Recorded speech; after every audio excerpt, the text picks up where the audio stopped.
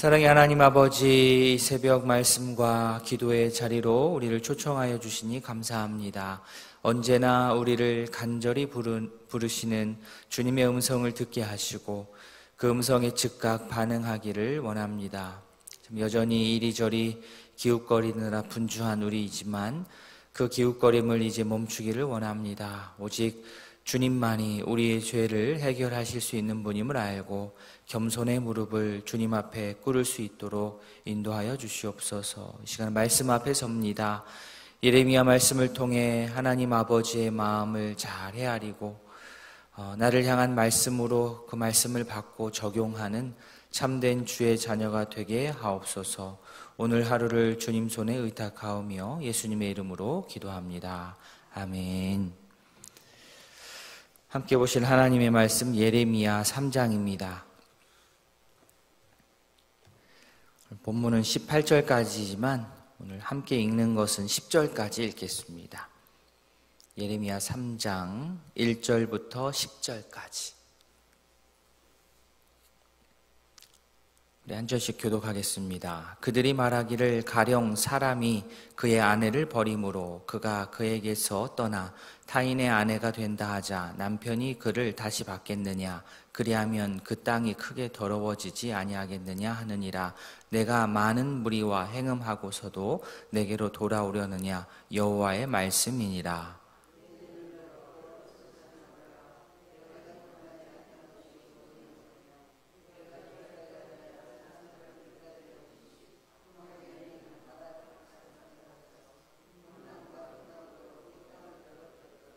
그러므로 단비가 그쳤고 늦은 비가 없어졌느니라. 그럴지라도 내가 창녀의 낯을 가졌으므로 수치를 알지 못하느니라.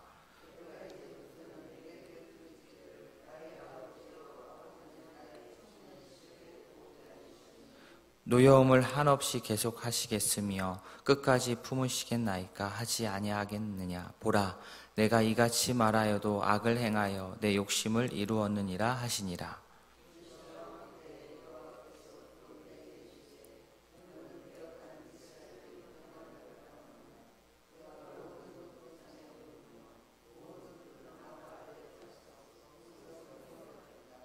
그가 이 모든 일들을 행한 후에 내가 말하기를 그가 내게로 돌아오리라 하였으나 아직도 내게로 돌아오지 아니하였고 그의 반역한 자매 유다는 그것을 보았느니라.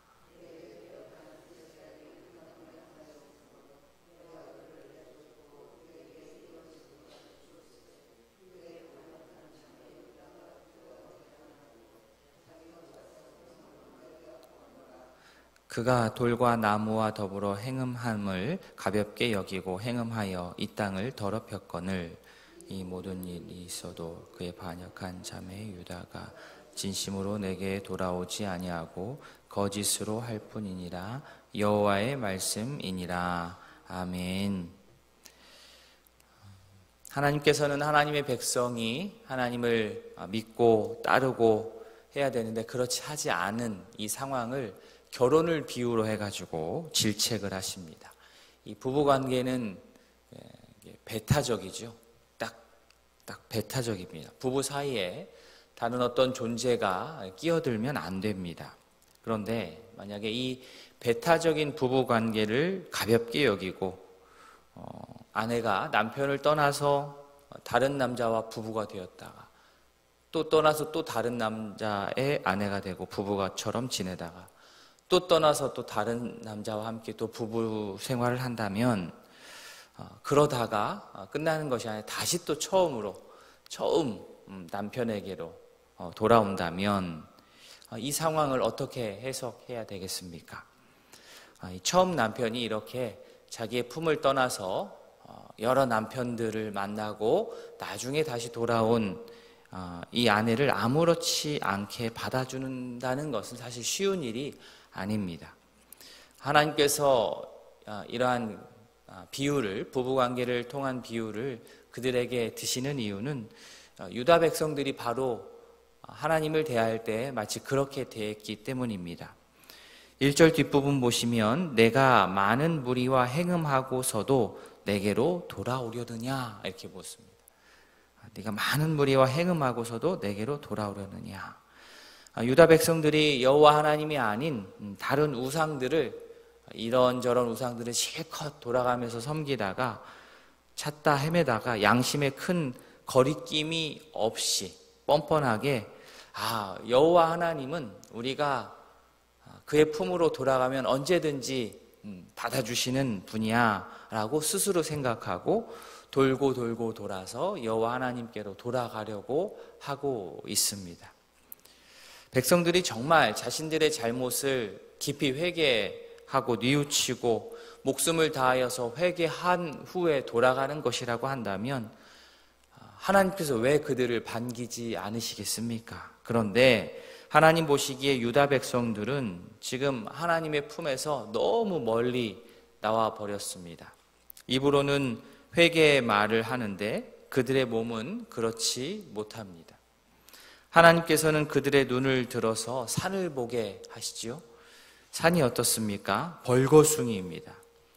하나님을 따른다는 백성들이 행음한 결과로 산이 벌거숭이입니다. 우상을 숭배하는 산당이 아마 산에 있었을 것이고, 산에 오른다는 것은 엄청 많은 힘과 정성이 들어가는 일인데 자신의 이러한 시간과 힘을 써가면서 그 산을 오르내리면서 아주 부지런하게 우상 숭배를 했던 것입니다. 그래서 산에 길이 났습니다. 등산하시다 보면 사람들이 많이 오고 가고 하는 그 길은 풀이 자라지 않아서 흙바닥이 되지 않습니까? 마치 그러한 모습입니다. 얼마나 자주 우상을 찾아다녔으면 그 산이 민둥산이 되었겠습니까? 이들이 여호와 하나님을 찾지 않고 우상을 섬김으로 어떠한 일이 일어나느냐? 비가 내리지 않았습니다. 그냥 우연하게 자연의 어떤 현상으로 인하여서 비가 안 내리는 것이 아니고 하나님께서 비를 멈추셨습니다. 그들이 우상 숭배했기 때문에 하나님께서 비를 멈추셨습니다. 그저 우연하게 비가 오지 않은 것이 아닌데 그들의 종교적인 행음의 결과로 하나님께서 비를 내리지 않게 하셨는데, 그렇다면 이것은 어떠한 얘기입니까? 그들에게 주는 경고입니다. 너네 지금 우상 숭배하고 있어서 비가 내리지 않고 있어. 너희들 돌이켜봐야 돼 라고 경고를 주고 사인을 주신 건데, 그들은 이렇게 비가 내리지 않으면 그 당시에는 얼마나 많이 불편합니까? 생업에 차질이 생겼음에도 불구하고, 그럼에도 불구하고 3절 뒷부분, 내가 창녀의 낯을 가졌으므로 수치를 알지 못하느니라. 그러니까 비가 멈추고 자신을 돌아보게 되면 내가 이래서는 안 되지, 내가 잘못했지 이렇게 생각해야 되는데 창녀의 낯을 가졌으므로 이제는 너무 멀리 와 버려서 이게 좀 거리낌이 있는데 하면서 잘못하는 게 아니라 거리낌조차 없어지는 그 상황까지 와 버리는 것입니다. 부끄러운 줄 모르는 것이죠. 뻔뻔한 것입니다. 자기가 잘못해서 지금 비가 안 오고 있다는 생각을 못하고 여호와 하나님에 대한 잘못된 이해만 가지고 있었습니다. 어떤 오해입니까? 하나님은 자신들이 언제든 돌아가기만 하면 모든 것을 다 용서해 주시고 언제든지 받아주시는 분이다 스스로 여겼습니다. 4절에 나의 아버지여 청년 시절에 보호자이시오니, 갑자기 친한 척 하는 거지요. 하나님을 떠나 우상에게 갔을 때는 생각도 안 하다가 이제 돌아갈 쯤 되어서는 갑자기 하나님을 찾는 겁니다. 5절에서 이들은 하나님을 자기들 스스로 이렇게 생각합니다. 하나님은 끝없이 화를 내는 분이 아니다. 언제까지나 진노하시는 분이 아니다. 어떻습니까? 하나님의 이 자비하심을 잘못 생각해도 오해해도 아주 크게 오해하고 있는 겁니다. 우리가 잘 생각해야 됩니다. 하나님께서 우리에게 자비를 베푸시는 것은 그래 너희들 가서 죄 한번 실컷 지어보아라 라고 하면서 자비로움을 우리에게 주시는 게 아닙니다. 그렇게 생각하면 아주 큰 착각이죠. 우리가 입으로는 회개의 언어를 말합니다. 그런데 몸은 회개하지 않습니다. 이렇게 오랜 시간이 가면 내가 나를 속이게 됩니다. 앞에서 나온 것처럼 창녀의 낯을 가지는 게 바로 우리가 될 수 있습니다. 입으로는 회개의 언어를 말하는데 몸은 전혀 그럴 생각이 없는, 바라기는 이러한 이중적인 모습이 성도인 우리에게 보이지 않도록 하나님 앞에서 정직하게 설 수 있는 우리 모두가 될 수 있기를 바랍니다. 7절 뒷부분 보시면 이스라엘과 유다가 자매지간으로 나옵니다. 그의 반역한 자매 유다는 그것을 보았느니라, 이렇게 나오죠. 이스라엘은 행음하였고 그래서 멸망하였는데 그 모습을 목격하였다고 한다면 자연스러운 반응은 유다가 저렇게 살면 안 되겠구나 하고 정신을 차리고 그 모습을 반면교사 삼아서 돌이키는 것이 맞는 겁니다. 그런데 유다는 그들의 모습을 반면교사 삼지 않고 오히려 그들의 모습, 행음하는 모습을 따랐습니다. 돌아오겠다고 말은 했는데 말만 그랬지 몸은 돌아오지 않았습니다. 진심으로 회개하지 않았습니다. 하나님께서는 남편과 아내가 이혼하는 것을 비유로 들어서 8절 말씀을 하십니다. 진심으로 회개하지 않는 북이스라엘에게 남편 하나님께서 이혼장을 들려서 보낸 것처럼 이제 유다 차례입니다. 그들은 우상 숭배를 가볍게 생각했습니다. 9절 말씀 보십시오. 그가 돌과 나무와 더불어 행음함을 가볍게 여기고 행음하여 이 땅을 더럽혔거늘. 그러니까 혼자 가볍게 생각한다고 가벼워지는 것은 아닌데 아주 큰 착각인 것이지요. 이스라엘의 죄악과 그 결과로 찾아온 이 멸망을 보고서도 유다가 그 길을 따라갔기 때문에 그들이 더 완악하다라고 말할 수 있습니다. 몰랐다고 말할 수 없기 때문입니다. 알고도 그 길을 간 것은 하나님 앞에서 더욱더 심각한 것입니다. 주일 설교 말씀에서도 함께 나누었지만 이 온전한 회복이라고 하는 것은 온전한 회개를 전제로 합니다. 하나님께 나아가서 철저하게 자신의 모습을 되돌아보고 자신의 잘못을 토해내고 혹 그 죄로 인한 나의 그 죄로 인한 피해를 누군가가 지금 입고 고통스러워한다면 어떻게 해서든 그것들을 조금 해결해 보려고 이리저리 뛰어다니는 것, 그것이 회개하는 자의 모습입니다. 입으로만의 회개가 아니라 실제적인 몸의 회개가 동반되어야 합니다. 그럴 때에 긍휼이 풍성하신 하나님께서 우리를 받아주시고 품어주시고 회복시켜 주실 것입니다. 회개의 촉구와 회복의 약속은 항상 둘이 같이 갑니다.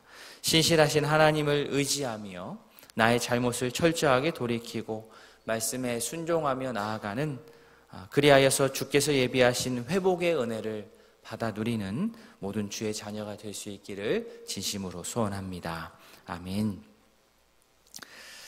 오늘 말씀을 위해서 또 기도하시고 집중하여 기도할 두 가정이 있습니다. 우리 이미영 집사님 가정, 믿음으로 말씀 순종, 성령 충만, 온 가족이 주님의 교회에 헌신하고 충성할 수 있도록, 또 동생 이소영님 가정 구원을 위해서 우리가 기도하기를 원합니다. 이명석 성도님 가정, 온 가족이 주님 뜻 안에서 건강하고 행복할 수 있도록 우리 이명석 성도님을 위해서, 가정을 위해서 기도해 주시기 바랍니다. 우리 환우들의 회복을 위해서, 건강 회복을 위해서 계속해서 기도해 주시고, 또 코로나가 또 요즘 또 확산이 되는 것 같습니다. 이 가운데 우리 건강할 수 있도록 기도해 주시고, 이번 주 특별히 유치부 여름성경학교 금요일 토요일에 있습니다. 이를 통해서 유치부하고 연관되어 있는 우리 많은 성도님들, 또 전도가 될 수 있는 좋은 계기가 될 수 있도록 우리가 함께 기도했으면 좋겠습니다. 다 함께 기도하도록 하겠습니다.